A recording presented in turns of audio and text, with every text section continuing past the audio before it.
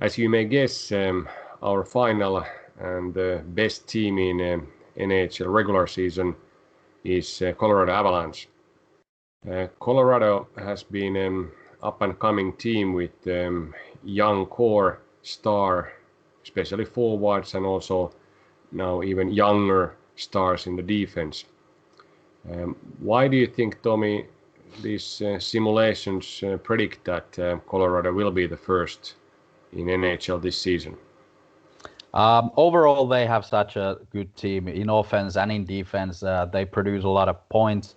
Of course, when you score more goals than your opponent, you win games. So simple answer is there. Of course, they were already favorites start the playoffs last season. We predicted them to win the Stanley Cup. Then, of course, both of their goaltenders got injured. Some issues there, a couple of other injury problems as well, and they fell to Dallas Stars, who then went to the Stanley Cup Finals. So we were pretty close there, and I think the simulations know what they are indicating here. Now the team has more playoff experience, quite good results there. Hungry young team with a lot of talent, so very difficult to stop this season. They've been coming up from not making the playoffs for a long time, and now in 3 seasons they've actually gone through and challenged a little bit of their better teams at the time. But I think they are now ready to go all the way and push through this time around.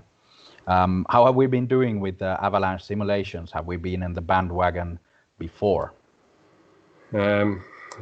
Like you said, Colorado has been up and coming, and when we take a sample of 3 last season, there's of course those first seasons that they were not the top teams of the NHL.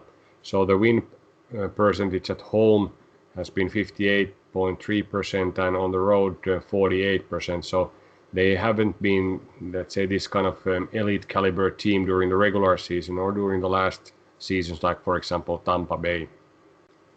But our simulations have been reasonably accurate. There hasn't been too much to bet because there has been only a bit over 40% of the games that has some positive expected value for the Colorado, but then those have been correct over 59 and 52% respectively. So you have been able to make a few hundreds here and there, but Colorado is an interesting team because when they are on the road and they get on the roll after a few games, so when the road win percentage was, like said, 48, the third or more games on the road, their win percentage is over 60. So they have performed very well and they have solid performance on those road games when they have faced few, let's say, warm-up games on the road first. The division, the Toyota West division, is new for them. There is only St. Louis and Minnesota that they have played earlier. How do you see these bit poorer teams from the California, like Los Angeles and Anaheim, matching up with Guns of Colorado? Colorado should be a good matchup for those teams. I mean, in the way that Colorado has the advantage. Of course, they have really top-heavy. The first line is excellent, and this is something that those Western teams that are deemed at the bottom are not very good defensively, and Colorado is able to use their run-and-gun tactics to probably run them over, if only there is the motivation to do so. So that's something to keep an eye out, is also that how much effort will the Colorado team put in the regular season, or is it more of a playing a little bit safety there and not getting any injuries and so on? Because depth-wise, Colorado is not maybe the deepest of teams. Of course, the Western Division is good on the top, so there is Vegas and St. Louis, for example, very good teams. So it's not a walk in the park to win the division, but making the playoffs should be given. Otherwise, the rivals, like you said, the California team should be a piece of cake for them. But how does it look in the actual world? How have they been doing against their divisional rivals? It's quite interesting that those, let's say, point automatic machines like Los Angeles Kings and Anaheim have been a bit problematic for Avalanche. So during the last 3 seasons, they faced Kings 9 times and won only 3 games of those.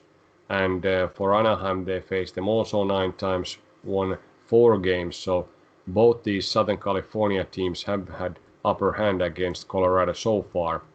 They played against Arizona 12 times, won 75% of those games, and then San Jose 14 times and won half of those games. So I think based on this, these are quite even matchup.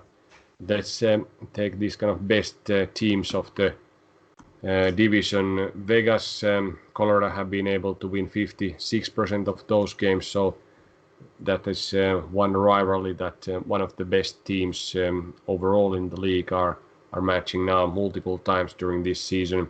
St. Louis, another top team in division, has won most of the games, so Colorado has only 35% win percentage against them, and then Minnesota that they faced 12 times during the last 3 seasons. Colorado has 58% win probability, so they need to improve against, let's say, low end of the teams and win 5 out of 6 against those if they would like to win the division.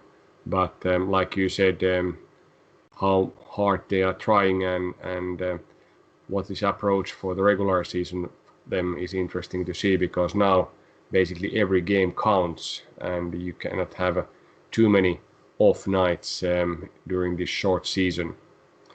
How about the roster? You mentioned it's not maybe the deepest one, and how do you see the goaltending? Because the last season there were injuries, but still these guys, Grubauer or Franchus, are not maybe the elite level. So would they repeat the trick what they did 1996 when they win the Stanley Cup first time in the inaugural season in Colorado and traded for Patrick Roy and ensure that they have stable goaltending for years to come?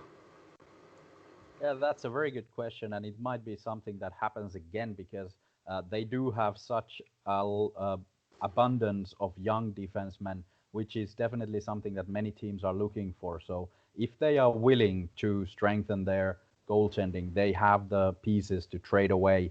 The defense, we can start with that going through the roster because it's probably the best in the NHL with veterans Ian Cole, Eric Johnson, smaller and smaller role every year because Cale Makar is already Norris candidate, all-round defenseman, really good productivity, excellent in his own end, matching up with the best players in the league easily. Then Samuel Girardi, offensively taking steps forward, very good defensively as well for a small guy, especially positions himself really well.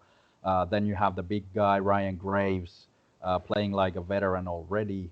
Connor Timmins, young guy, Bowen Byram, coming through the ranks. So there is also competition for the playing six defensemen in the league, in the team.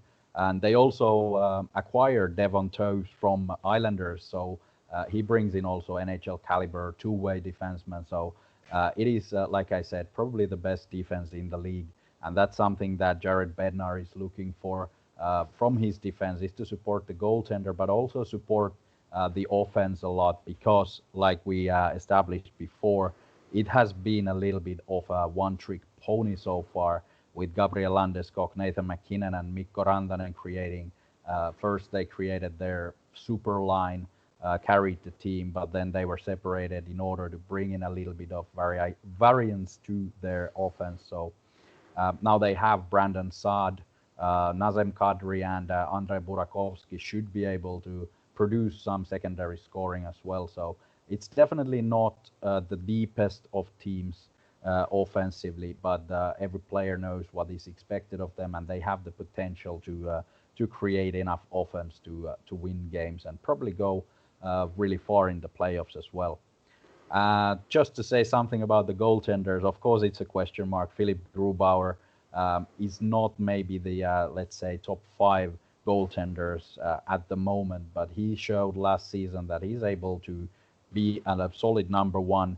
Of course, the injuries are a worry. He hasn't played that many games. Pavel Francouz is good enough second keeper if only they stay healthy. So that's definitely something that they need to look into. And also, they don't really have a third guy there behind. So if either of these guys get injured, there is a lot of emptiness there. So they are probably gonna acquire one of the veterans at some point if it looks like they need it. But overall, the team is. I understand why the simulations have them the best team in the league, because when you look at the names, there is so much young talent, productivity, and really good defensive play. So I do agree with the simulations that it's an excellent team. How about our past with the Avalanche? Have we been anywhere near with the season simulations? 4 years ago, they were, I think, the bottom team in NHL, and we didn't jump the bandwagon yet 3 years ago, but we predicted them to go under 70.5 points. Actually, they started to gain some traction already then, scored 95 points in regular season, and reached the playoffs. Then 2 years ago, our prediction was that they would be under 90.5 points. Under they got 90, so we were correct there in the season simulation, not far, but not too much, but enough. And then last season, our prediction was that they would be naturally playoffs team, but going under 98.5 points. And when the season was halted, they had 92 points out of 70 games, so I would say that they were quite easily going over, so that wasn't correct from our side. So a bit mixed results here in season future simulations, but so far we have always predicted them to go under, and now if the simulations show that they are the best team, how about bookmakers? Are they also projecting them to be number 1, or is there some value to bet over in this points total? Yeah, the bookmakers have them number 1 in their division as well. Their odds to win the division is plus 150, so not that great odds for that, considering there are the teams like Vegas and St. Louis Blues in the same division. So that's a little bit questionable. But the point line, the total line is 76.5. And in our simulations, Colorado is smashing it with 82 points. So that is clearly over, and that's something that we find a lot of value in. So we do have our faith in Colorado, which is actually interesting considering that before the regular season last year, we had them going under, but then come playoffs time, we actually had them winning the whole thing. So the simulations fell in love with Colorado during this regular season, so something happened there. And we do know what happened. It was that they produced such massive numbers that it makes sense that in a short time the simulations turned their codes regarding the Avalanche. Yeah, I think they were clearly number 1 team from the goal scoring in the West, and that was maybe the one reason why simulations felt that this is the team for the future. How about the Stanley Cup? As we think they would be the favorite to win at this point of the season when there hasn't been single game played so far. Is there value to bet for them? Yeah, that's quite interesting as well, that the odds makers seem to think that Colorado is the biggest favorites to win the Stanley Cup. Their odds are at plus 700 at the moment. So if you want to think that Colorado Avalanche is the number 1 horse at the moment, plus 700 is not too bad. But there is not a lot of value there, considering, again, they have to beat first their own division with Vegas. then they have to beat two other teams on the way to Stanley Cup from the other divisions. Let's say you face Tampa Bay, you face Boston Bruins, for example. So it is a tough road to go. But of course, in order to win the Stanley Cup, you have to do that. So Colorado does have everything in place to do it. Of course, they have still quite an inexperienced team. Come playoff time, it's interesting to see how they will fare in their third or fourth run to the Stanley Cup. Yep, we'll do so that we'll concentrate on points total in the betting side. Think maybe the Stanley Cup bet, but for sure this team has a bright future if they are able to sort out the salary cap issues like every great team usually have.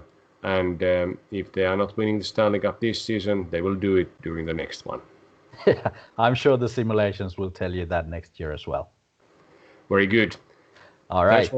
Thanks for watching all these season previews. Tomorrow we'll continue with the best bets before the season, and then we continue on daily basis by picking up few best bets for every game or every day, and also review the previous bets that we made, how accurate those were, how accurate our simulations have been. A lot of sleepless nights.